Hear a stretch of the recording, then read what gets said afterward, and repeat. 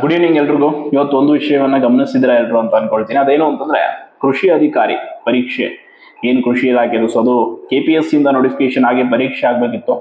ಅದನ್ನ ಈಗ KA ಗೆ ಟ್ರಾನ್ಸ್ಫರ್ ಮಾಡಿದ್ದಾರೆ. ಯಾಕಂತಂದ್ರೆ KPSC ಮೇಲೆ ಎಷ್ಟು ನಂಬಿಕೆ ಇದೆ ಅನ್ನುವಂಥದ್ದು ಮತ್ತೊಮ್ಮೆ ಸಾಬೀತಾಗ್ತಾ ಇದೆ. ಈಗ ಮಾಡಿರುವಂತ ಗರಂಧಾರಿ ಕೆಲಸ PDO CTI KS ಅಲ್ಲಿ ಏನ್ ಮಾಡಿದ್ದಾರೆ. ಸೊ ಈಗ ಆಲ್ರೆಡಿ ರಾಜ್ಯಾದ್ಯಂತ ಅವರ KPSCಯ ಮಾನ ಮರ್ಯಾದೆ ಎಲ್ಲವನ್ನ ಹರಾಜು ಆಗ್ತಾ ಇರುವಂಥದ್ದು ಸೊ ಗೊತ್ತಿದೆ. ಸೊ ಅದಕ್ಕೆ ಈಗ ಇದನ್ನು ಟ್ರಾನ್ಸ್ಫರ್ ಮಾಡಿದ್ದಾರೆ. ಅಗೇನ್ ಲ್ಯಾಂಡ್ ಸರ್ವೇರ್ ಆಗಿರ್ಬೋದು, ಬೇರೆ ಬೇರೆ exercise sub inspector, SD FD ಇನ್ನ ಬಹಳಷ್ಟು ನೋಟಿಫಿಕೇಶನ್ಸ್ KPSC ಇಂದ ಆಗೋದಿದೆ. ದಯವಿಟ್ಟು ನಾವು ರಾಜ್ಯದ ಎಲ್ಲ ಆಸ್ಪಿರೆಂಟ್ಸ್ಗಳ ಪರವಾಗಿ ಸಂಬಂಧಪಟ್ಟ ಇಲಾಖೆಯ ಸಚಿವರುಗಳಲ್ಲಿ ಕೈ ಮುಗಿದು ಕೇಳ್ಕೊಳ್ಳೋದು, ದಯವಿಟ್ಟು KPSCಗೆ ಯಾವ ಪರೀಕ್ಷೆಯನ್ನ ಕೂಡ ನಡೆಸೋದಕ್ಕೆ ದಯವಿಟ್ಟು ಕೊಡಬೇಡಿ. ಆ ನೇಮಕಾತಿಗಳನ್ನ KA ಕೊಡಿ. ಆದಷ್ಟು ಪ್ರಾಮಾಣಿಕವಾಗಿ ಪ್ರಸನ್ನ ಸರ್ ಇರೋವರೆಗೂ ಮಾಡಿಕೊಡ್ತಾರೆ. ಅಂಡ್ ಇನ್ನೊಂದು ವಿಷಯ ಅಂತಂದ್ರೆ, ಈಗ KS ವಿಷಯದಲ್ಲಿ CBI ತನಿಖೆಗೆ ಆಗ್ರಹಿಸಿ ರಾಜ್ಯಾದ್ಯಂತ ಒಂದು ಹೋರಾಟಕ್ಕೆ ಕರೆ ಕೊಡಬೇಕಾಗಿದೆ. ಹೋರಾಟದ ಅನಿವಾರ್ಯತೆ ತುಂಬಾ ಇದೆ. ಯಾಕೆ ಅಂತಂದ್ರೆ KPSC ಅವರು ಈಗೇನೋ ಅನ್ಕೊಂಡ್ಬಿಟ್ಟಿದ್ದಾರೆ. ಈಗ ಆಲ್ರೆಡಿ PDO ದಿನ ಡಿಸ್ಕಷನ್ ಮಾಡ್ತಾ ಇದ್ದಾರೆ. ಏನು ಅಂತಂದ್ರೆ ಬೇಗ ಆರ್ಡರ್ ಕಾಪಿ ಕೊಟ್ಟು ಕೈ ತೊಳ್ಕೊಂಡ್ಬಿಟ್ರೆ ಏನಾಗಲ್ಲ ಸಮಸ್ಯೆ ಅಂತ. ಅಂಡ್ ಅದರ ಜೊತೆ KS ಕೂಡ ಸಂದರ್ಶನಕ್ಕೆ ಈಗ ಡೇಟ್ ಬಿಟ್ಟು ಸಂದರ್ಶನವನ್ನು ಕೂಡ ಮಾಡೋ ಪ್ರಯತ್ನದಲ್ಲಿ ಇದ್ದಾರೆ. ನೋಡಿ, ಅದೆಷ್ಟೋ ಲಕ್ಷಾಂತರ ಯುವಕರ ಕನಸನ್ನ ಭಗ್ನಗೊಳಿಸಿ ತಮಗೆ ಯಾರು ಬೇಕೋ ಅವ್ರನ್ನ ದುಡ್ಡು ಕೊಟ್ಟು ಆಯ್ಕೆ ಮಾಡಿಕೊಳ್ಳುವಂತ ಆಯೋಗ ಅದಷ್ಟೇ. ಅದು ಯಾವುದೂ ಕೂಡ ಪ್ರಾಮಾಣಿಕವಾಗಿ ಪರೀಕ್ಷೆ ಇವತ್ತು ನಾನು ಬೆಳಿಗ್ಗೆ ವಿಡಿಯೋ ಹಾಕಿದ್ದೆ. ಲಂಡನ್ ನಿಂದ ಶಿವರಾಜ್ ಅಂತೇಳಿ ಒಬ್ಬ ಸಾಫ್ಟ್ವೇರ್ ಇಂಜಿನಿಯರ್ ಅವರು. ಸೊ ಅವರು ನಮ್ಮ ರಾಜ್ಯದ KPSC ಕತೆ ಹೆಂಗಿದೆ ಅಂತ ಅಲ್ಲಿ ಬೇರೆ ದೇಶದಲ್ಲಿ ಕೂತ್ಕೊಂಡು ತಿಳ್ಕೊಂಡಿದ್ದಾರೆ. ನಾವು ಇಲ್ಲೇ ಬಿಡಿ ಹತ್ರದಲ್ಲಿರೋದು ಅಲ್ಲಿ ಕೂತ್ಕೊಂಡು ಹೆಂಗೆ ನಡೀತಾ ಇದೆ, ಏನ್ ನೇಮಕಾತಿ ಮಾಡ್ತಾ ಇದ್ದಾರೆ, ಅವ್ರು ಎಷ್ಟು ಕರಪ್ಷನ್ ಇದೆ ಅನ್ನೋದನ್ನ ಪ್ರತಿಯೊಂದು ಹೇಳಿದ್ದಾರೆ. ನೋಡಿ, ಈ ಬಾರಿ ಏನಾದ್ರೂ KPSC ವಿರುದ್ಧ ಹೋರಾಟ ಮಾಡಿದ್ರೆ ರಾಜ್ಯದ ಪ್ರತಿಯೊಂದು ಸಂಘಟನೆಗಳು, ಎಸ್ಪೆಷಲಿ ನಾಟ್ ಓನ್ಲಿ ವಿದ್ಯಾರ್ಥಿ ಸಂಘಟನೆ, ವಕೀಲರ ಸಂಘ ಆಗಿರ್ಬೋದು, ದಲಿತರ ಸಂಘ, ಪ್ರತಿಯೊಂದು ರೈತ ಸಂಘ ಎಲ್ಲವೂ ಕೂಡ ಹೋರಾಟಕ್ಕೆ ಭಾಗಿಯಾಗಬೇಕು. ಯಾಕೆಂದ್ರೆ ಇದು ಬರೀ ವಿದ್ಯಾರ್ಥಿಗಳ ಸಮಸ್ಯೆ ಅಲ್ಲ, ರೈತರ ಸಮಸ್ಯೆ ಕೂಡ. ಹೆಂಗಂದ್ರೆ ರೈತರ ಮಕ್ಕಳು ಕೂಡ ಇವತ್ತು ಕಾಂಪಿಟೇಟಿವ್ ಎಕ್ಸಾಮ್ ಓದ್ತಾ ಇದ್ದಾರೆ, ವಕೀಲರ ಮಕ್ಕಳು ಓದ್ತಾ ಇದ್ದಾರೆ, ವೈದ್ಯರ ಮಕ್ಕಳು ಓದ್ತಾ ಇದ್ದಾರೆ. ಎಲ್ಲ ಅಸೋಸಿಯೇಷನ್ಸ್ಗಳು ಕೂಡ ಈ ಹೋರಾಟಕ್ಕೆ ಬೆಂಬಲ ಕೊಡಬೇಕು. ಅಂಡ್ ಅಪ್ಕಮಿಂಗ್ ಎಲ್ಲಾ ರಿಕ್ರೂಟ್ಮೆಂಟ್ಗಳು ನೋಟಿಫಿಕೇಶನ್ಸ್ ಅನ್ನ ದಯವಿಟ್ಟು KA ಕಡೆಯಿಂದ ಹೊರಡಿಸಬೇಕು. ಇಲ್ಲ ಬೇರೆ ನೇಮಕಾತಿ ಮಂಡಳಿಯನ್ನ ಮಾಡಿ, ದಯವಿಟ್ಟು KPSC ಮಾತ್ರ ಬೇಡ.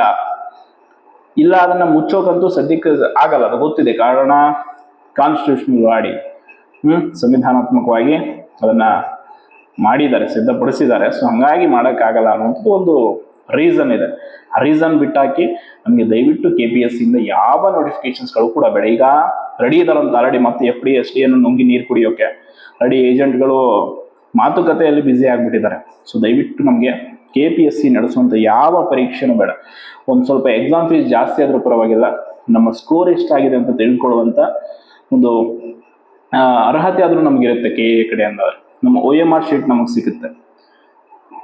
ಪಾರದರ್ಶಕತೆ ಅನ್ನೋದು ಇದೆ. ಅಂಡ್ ವಿತಿನ್ 6 months ಅಲ್ಲಿ ಸ್ಕೋರ್ ಕಂಪ್ಲೀಟ್ ಆಗಿ ಪ್ರಾವಿಷನಲ್ ಲಿಸ್ಟ್, ಸೆಲೆಕ್ಷನ್ ಲಿಸ್ಟ್ ಬಿಡ್ತಾರೆ. ಇವ್ರ ತರ 3-4 ವರ್ಷಕ್ಕೊಮ್ಮೆ ಆಯ್ಕೆ ಪಟ್ಟಿ ಪ್ರಕಟ ಮಾಡಲ್ಲ. ಸೊ ಅದಕ್ಕೆ ಆದಷ್ಟು ಸಂಬಂಧಪಟ್ಟ ಇಲಾಖೆಯ ಸಚಿವರುಗಳು ಯಾವ್ಯಾವ, ಈಗ ಕಂದಾಯ ಇಲಾಖೆದು, ವಾಣಿಜ್ಯ ತೆರಿಗೆ ಇಲಾಖೆದು, ಯಾವ್ದಾವ್ದು SD FD ನೋಟಿಫಿಕೇಶನ್ಸ್ ಇದೆ. ಸೊ ಸಚಿವರುಗಳಿಗೆ ಸಂಘಟನೆಗಳ ಮೂಲಕ ಮನವಿಯನ್ನು ಮಾಡಿಕೊಳ್ಳುವಂತ ಕೆಲಸ ಆಗ್ಬೇಕಿದೆ. ಯಾಕೆಂದ್ರೆ ಬಹಳಷ್ಟು ನೋಟಿಫಿಕೇಶನ್ ಇದೆ. ಎಸ್ಪೆಷಲಿ ಈಗ ಅಬಕಾರಿ ಇಲಾಖೆದು, excise sub inspector and excise constable ಎರಡೂ ನೋಟಿಫಿಕೇಶನ್ಸ್ ಇದೆ. ಸೊ ಅದಕ್ಕೆ ಆ ಎರಡೂ ನೋಟಿಫಿಕೇಶನ್ಸ್ಗಳನ್ನು ಕೂಡ KPSCನೇ ಮಾಡುತ್ತೆ. ದಯವಿಟ್ಟು ಅದರಲ್ಲೂ ಮತ್ತು ಬ್ರಹ್ಮಾಂಡ ಭ್ರಷ್ಟಾಚಾರವನ್ನು ಎಸಗೋದು ಇವ್ರು ಬೇಡ. ಕಾಯ್ಕೊಂಡು ಕೂತಿದ್ದಾರೆ ಈಗ ಆಲ್ರೆಡಿ. ಯಾವ್ದು ಬರುತ್ತೆ ಎಲ್ಲ ಬಲೆಗೆ ಹಾಕೊಂಡು ಹೋಗ್ಬಿಡೋಣ ತಿಮಿಂಗಲಗಳ ರೀತಿ. ಅವರಿಗೆ ದಯವಿಟ್ಟು ಕೊಡಬೇಡಿ. KS ಅಲ್ಲಿ ಮಾಡಿರುವಂಥ ಕಥೆಯನ್ನ ಕೇಳ್ಬಿಟ್ರೆ ನೀವು 176 ಜನಕ್ಕೆ ಇವರೆಲ್ಲ ಪೋಸ್ಟಿಂಗ್ಗಳು ಕೊಡ್ತಾರೆ ಅಂದ್ರೆ ಮತ್ತೆ ಉಳಿದವ್ರು ಏನ್ ಮಾಡ್ಬೇಕು ಪರೀಕ್ಷೆ ಬರೆಯುವಂಥವ್ರು? ಇವತ್ತು ಕೃಷಿ ಸಚಿವರು ಅಧಿಕೃತವಾಗಿ ಹೇಳಿದ್ರು, ನಾವು KA ಕೊಡ್ತೀವಿ ಪರೀಕ್ಷೆ ನಡೆಸು. ಅದೇ ರೀತಿ ಬೇರೆ ಬೇರೆ ಸಚಿವರು ನೋಡಿ, ದಯವಿಟ್ಟು ನಾವು ಪ್ರಿಯಾಂಕ್ ಖರ್ಗೆ ಅವರಲ್ಲಿ ಮನವಿ ಮಾಡ್ಕೊಳ್ಳೋದಿಷ್ಟೇ. ಈ PDO ನೇಮಕಾತಿಯಲ್ಲಿ ಬಹಳ ದೊಡ್ಡ ಹಗರಣ ಆಗಿದೆ, ಸಣ್ಣ ಮಟ್ಟದ್ದಲ್ಲ. ಸೊ ಈ ಭ್ರಷ್ಟ PDOಗಳನ್ನ ನಾಳೆ ನೀವು ಪಂಚಾಯತ್ಗಳಿಗೆ ನೇಮಕ ಮಾಡಿದ್ರೆ ಅವರು ಮತ್ತಷ್ಟು ಭ್ರಷ್ಟಾಚಾರ ಮಾಡಿ ಇಡೀ ರಾಜ್ಯದ ವ್ಯವಸ್ಥೆನ ಹೋಲ್ಸೆಬಿಸ್ತಾರೆ. ಈ ಪಂಚಾಯತ್ ರಾಜ್ ವ್ಯವಸ್ಥೆನೆ ಹಾಳಾಗಿ ಹೋಗುತ್ತೆ. ದಯವಿಟ್ಟು ಅವರನ್ನ ನೇಮಕಾತಿ ಮಾಡ್ಕೊಳ್ಬಾರ್ದು. ಆ ಎರಡೂ ತನಿಖೆ ಆಗ್ಬೇಕು, HK ಅಂಡ್ ನಾನ್ HK. ಆದ ನಂತರ ಪ್ರಾಮಾಣಿಕರಿಗೆ ಬೆಲೆ ಸಿಗಲಿ. ಈ ಅಪ್ರಾಮಾಣಿಕರನ್ನ ಹೊರಗಿಡುವಂತ ಕೆಲಸ ಆಗ್ಬೇಕಿಲ್ಲ. CBI ತನಿಖೆಗೆ ಈ CTI PDO KS 3 ರಿಕ್ರೂಟ್ಮೆಂಟ್ ಒಳಪಡಬೇಕು ಅನ್ನುವಂಥದ್ದು ನಮ್ಮ ಬಹುದೊಡ್ಡ ಬೇಡಿಕೆ. ಇದಕ್ಕಾಗಿ ಹೋರಾಟಕ್ಕೂ ಕೂಡ ಈಗ ಸಿದ್ಧತೆಯನ್ನು ಮಾಡಿಕೊಡ್ಬೇಕಾಗುತ್ತೆ ಖಂಡಿತವಾಗಿ. ಈಗ ನಾವೇನಾದರೂ ಈ ನೇಮಕಾತಿಗಳನ್ನು ಸಡಿಲವಾಗಿ ಬಿಟ್ಟುಬಿಟ್ರೆ ಅಪ್ಕಮಿಂಗ್ ರೆಕ್ರೂಟ್ಮೆಂಟ್ಗಳನ್ನು ಒಂದೂ ಬಿಡದಂತೆ ನುಂಗಿ ನೀರು ಕುಡಿಯುವಂಥ ಕೆಲಸ ಆಗುತ್ತೆ ಇವ್ರ ಕಡೆಯಿಂದ. ಸೊ ದಯವಿಟ್ಟು ಈ ವಿಷಯದಲ್ಲಿ ಎಚ್ಚರಿಕೆಯನ್ನು ನಾವು ವಹಿಸಬೇಕಾಗುತ್ತೆ. ಆ್ಯಂಡ್ ಲ್ಯಾಂಡ್ ಸರ್ವೇರ್ ಕೂಡ ಅಷ್ಟೇ, ನೋಟಿಫಿಕೇಶನ್ಸ್ ಮಾಡಿದ್ರು, ಎಕ್ಸಾಮ್ ಫೀಸ್ ಕಟ್ಸ್ಕೊಂಡ್ರು, ಅಪ್ಲಿಕೇಶನ್ ಆಯಿತು, ಎಕ್ಸಾಮ್ ಡೇಟ್ ಕೂಡ ಅನೌನ್ಸ್ ಆಗಿತ್ತು, ಬಟ್ ಎಕ್ಸಾಮ್ ನಡೆಯಲಿಲ್ಲ. ಈ ರೀತಿ ಬೇಜವಾಬ್ದಾರಿತನ ಇರುವಂಥ ನೇಮಕಾತಿ ಆಯೋಗಕ್ಕೆ ಯಾಕೆ ಪರೀಕ್ಷೆಯನ್ನು ವಹಿಸ್ಬೇಕು ಹೇಳಿ?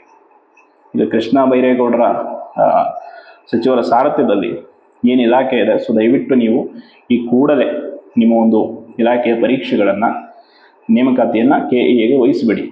ಬೇಡವೇ ಬೇಡ. ಈ ಒಂದು ಹೊಲಸು ನೇಮಕಾತಿ ಆಯೋಗದಿಂದ ನಾವು ಪರೀಕ್ಷೆ ಬರೆದು ಅದರಲ್ಲಿ ಆಯ್ಕೆ ಆಗುವಂಥ ಸಾಧ್ಯತೆಗಳೇ ಕಡಿಮೆ. ಅದರಲ್ಲಿ ಮತ್ತೆ ಇವ್ರಿಗೆ ಹೋಗಿ ಮಾಡಿಕೊಡ್ರಿ ಅಕ್ರಮ ಅಂತೇಳಿ ಕೈಗೆ ಅವಕಾಶ ಕೊಟ್ಟಂಗಿರುತ್ತೆ. ಸೊ ಅದಕ್ಕೆ ಆ್ಯಂಡ್ ಇನ್ನೊಂದು, ರಾಜ್ಯದ ಪ್ರತಿಯೊಂದು ಸಂಘಟನೆಗಳು ಕೂಡ ಈ ಒಂದು ಪರೀಕ್ಷಾ ಪದ್ಧತಿಗಳು ನಡೀತಿರೋ ಅಕ್ರಮವನ್ನು ಗಮನಿಸಬೇಕು. ಬರೀ ವಿದ್ಯಾರ್ಥಿಗಳ ಸಮಸ್ಯೆ, ವಿದ್ಯಾರ್ಥಿ ಸಂಘಟನೆ ಅಷ್ಟೇ ಹೋರಾಟ ಮಾಡಬೇಕನ್ನೋದಲ್ಲ, ಪ್ರತಿಯೊಬ್ಬರು ಕೂಡ. ಇವತ್ತು ಅದೆಷ್ಟೋ ರೈತರ ಮಕ್ಕಳು ಕೂಡ ಸ್ಪರ್ಧಾತ್ಮಕ ಪರೀಕ್ಷಾ ರಂಗದಲ್ಲಿದ್ದಾರೆ. ವಕೀಲರ ಮಕ್ಕಳು, ವೈದ್ಯರ ಮಕ್ಕಳು, ಪೊಲೀಸರ ಮಕ್ಕಳು, ಪ್ರತಿಯೊಬ್ಬರು ಇದ್ದಾರೆ. ಸೊ ದಯವಿಟ್ಟು ನೀವೆಲ್ಲರೂ ಕೂಡ, ಆ್ಯಂಡ್ ನಿವೃತ್ತ ನ್ಯಾಯಾಧೀಶರು, ನಿವೃತ್ತ ಪೊಲೀಸ್ ಅಧಿಕಾರಿಗಳು, ತುಂಬ ಪ್ರಾಮಾಣಿಕವಾಗಿರುವಂಥ ನಿವೃತ್ತ ನ್ಯಾಯಾಧೀಶರಿದ್ದಾರೆ, RTI ಕಾರ್ಯಕರ್ತರಿದ್ದಾರೆ, ಎಲ್ಲರೂ ಕೂಡ ಒಂದು ಸಂಘಟನಾತ್ಮಕವಾಗಿ ಈ ಬಾರಿ KPSC ವಿರುದ್ಧ ಹೋರಾಟ ಮಾಡಿದ್ರೆ ಖಂಡಿತವಾಗಿ ಈ 3 ರೆಕ್ರೂಟ್ಮೆಂಟ್ಗಳಲ್ಲಾಗಿರುವಂಥ ಹಗರಣ ಹೊರಗೆ ಬಂದರೆ, ಹೇಳ್ತೀನಲ್ಲ, ಇಡೀ ದೇಶ ತಿರುಗಿ ನೋಡುತ್ತೆ. ಎಷ್ಟು ಕೋಟಿ ಹಗರಣ ಮಾಡಿದ್ದಾರೆ ಇವರು ಇದರಲ್ಲಿ ಅನ್ನೋಂಥದ್ದು ಇಡೀ ದೇಶಕ್ಕೆ ಗೊತ್ತಾಗುತ್ತೆ. ಸೊ ಅದು ಗೊತ್ತಾಗಬೇಕು. ಯಾಕೆ ಅಂತಂದರೆ, ನಾವು ಪರೀಕ್ಷೆ ಬರೀತೀವಿ, ಯಾರೋ ಆಯ್ಕೆ ಆಗ್ತಾರೆ, ಬಿಡಿ ಏನೋ ಮಾಡಿದ್ರು ಅಂತ ಸುಮ್ಮನೆ ಕೂತ್ಕೊಳ್ಳೋ ಹಾಗಿದ್ರೆ ಯಾಕೆ ಅಪ್ಲಿಕೇಶನ್ ನೂರಾರು ಹುದ್ದೆಗಳನ್ನು ನೇಮಕಾತಿಗೆ ಯಾಕೆ KPSC ಕೊಡಬೇಕು? ಸೊ ಇದು ಮುಖ್ಯವಾದಂಥ ಪ್ರಶ್ನೆ. ಅದಕ್ಕೆ ಲ್ಯಾಂಡ್ ಸರ್ವೇರ್ ಆಸ್ಪಿರೆಂಟ್ಸ್ ತುಂಬ ಜನ ಈ ಡಿಮ್ಯಾಂಡನ್ನು ಮಾಡ್ತಾ ಇದ್ದಾರೆ, ನಮಗೆ KPSCಯಿಂದ ಬೇಡ ನೇಮಕಾತಿ ಅಂತ. ಆ್ಯಂಡ್ ಬೇರೆ ಬೇರೆವು ಕೂಡ ಇದೆ, ಎಕ್ಸೈಸ್ ಸಬ್ ಇನ್ಸ್ಪೆಕ್ಟರ್ ಇದೆ, ಅದೆಲ್ಲವೂ ಕೂಡ ಆಗಬೇಕಿದೆ. ಸೊ ಇವ್ರಿಗೆ ಕೊಟ್ಟರೆ ಮತ್ತೆ ಭ್ರಷ್ಟಾಚಾರವನ್ನು ಮಾಡೇ ಮಾಡ್ತಾರೆ. ಕರಪ್ಷನ್ ಅನ್ನೋದು ಅವರ ಮೂಲ ಮಂತ್ರ, ಅವರ ಧ್ಯೇಯ. ಅದನ್ನೇ ಅವರು ಮೈಗೂಡಿಸ್ಕೊಂಡು ಬಿಟ್ಟಿದ್ದಾರೆ. ನೋಟಿಫಿಕೇಶನ್ಸ್ ಆಯಿತಾ, ರೆಡಿ, ಈ ಕಡೆ ಕೊಟ್ಟುಬಿಡಿ ಪೇಪರು, ಆ ಕಡೆ ಏನು ಬೇಕೋ ಮಾಡ್ಕೊಂಬಿಡಿ ಅನ್ನೋ ರೀತಿ ಇದೆ. ಈಗ ಆಲ್ರೆಡಿ PDO ನೇಮಕಾತಿಯಲ್ಲಂತೂ ತೀರದ ಕತೆ ಆಲ್ರೆಡಿ ರೆಡಿ ಆಗಿಬಿಟ್ಟಿದ್ದಾರೆ. ಬೇಗ ಬೇಗ ಮುಗಿಸಿ ಆರ್ಡರ್ ಕಾಪಿ ಕೈಗಿಟ್ಕೊಳ್ಳೋಣ ಅಂತ. ಆರ್ಡರ್ ಕಾಪಿ ಕೈಗಿಟ್ಟರೆ ಮುಗೀತಾ? ಇನ್ನೂ ರಿಸರ್ವೇಷನ್ ಕೇಸ್ ಇದೆ ಕೋರ್ಟಲ್ಲಿ. ಸೊ ಈ ಕಡೆ ಇನ್ನೊಂದು ತನಿಖೆಗೂ ಕೂಡ ಈಗ ಕಂಪ್ಲೇಂಟ್ ಕೊಡಲಾಗಿದೆ, ನೋಡೋಣ. ಆ್ಯಂಡ್ ಎಲ್ಲ ಆಸ್ಪಿರೆಂಟ್ಸ್ಗಳು ಕೂಡ ಇನ್ನೊಮ್ಮೆ ಒಗ್ಗಟ್ಟಾಗಿ KPSCಯ ಈ ಭ್ರಷ್ಟಾಚಾರದ ವಿರುದ್ಧ ಹೋರಾಟ ಮಾಡಲೇಬೇಕಿದೆ. ಸೊ ಇಲ್ಲ ಅಂತಂದರೆ ಇವರು ಯಾವುದೇ ಕಾರಣಕ್ಕೂ ಸುಧಾರಣೆ ಆಗಲ್ಲ. ಅವ್ರು ಆಗಿಲ್ಲ ಅಂತಂದರೆ ನಾವು ಎಷ್ಟೇ ರಿಕ್ರೂಟ್ಮೆಂಟ್ ಆಗಿ ಎಷ್ಟೇ ಪರೀಕ್ಷೆ ಬರೆದ್ರು ಖಂಡಿತವಾಗಿಯೂ 1% ಕೂಡ ಉಪಯೋಗ ಆಗಲ್ಲ. ಸೊ ಅದಕ್ಕೆ ಇವತ್ತಿನ ಈ ವಿಷಯದ ಕುರಿತು, ಎಸ್ಪೆಷಲಿ KEAಗೆ ಒಂದು ನೇಮಕಾತಿಯನ್ನು ಕೊಟ್ಟಿರುವ ಕುರಿತು ನಿಮಗೆ ಮಾಹಿತಿಯನ್ನು ತಿಳಿಸಿದ್ದೀನಿ. ಧನ್ಯವಾದ.